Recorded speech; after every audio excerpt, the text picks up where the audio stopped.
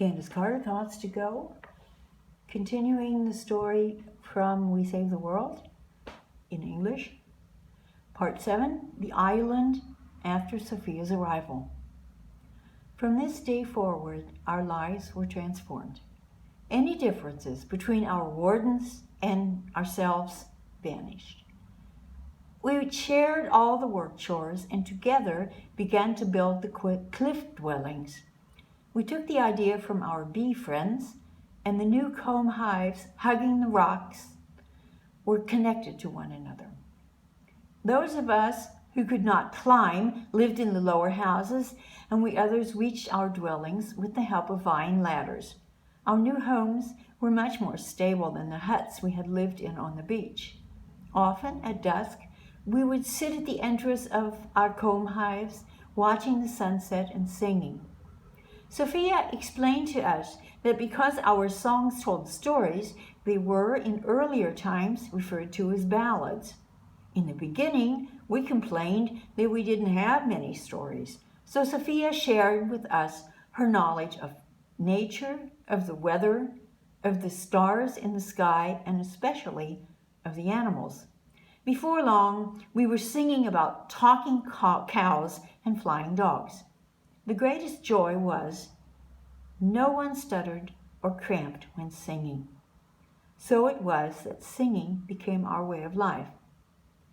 As I have spoken of before, the laboratories of the WB could take us at any time for their experiments.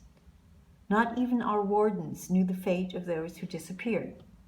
Often, when a boat came from the mainland with supplies and left again, some of us were missing.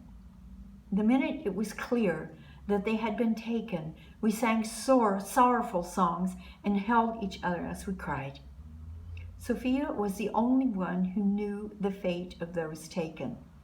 Each time, she would cover her head and go into the jungle. Only Timmy the dog was allowed to accompany her. The search for Viola and Helena. One evening, though no boat had landed and left, Viola, the silent, and Helena, the forgetful, were missing. Helena's poor memory began at a later age, so that she was one of our oldest members. Viola must have been around 14 when Helena, after arriving, intuitively took the girl under her wing like a mother bird. Viola never minded that sometimes Helena forgot who she was. Patiently, she reintroduced herself time and time again, all the while teaching Helena the sign language of the deaf. They became practically inseparable and would often take long walks together, returning only at sundown to be with the others on the beach. On this particular afternoon, we were all sitting around admiring the wonderful flashes of lightning between the downpours of the monsoon rains. But as evening came, Helena and Viola were still not back. Sophia and the other wardens were concerned and decided to start a search party by the first light in the morning. That's it for today. Bye-bye.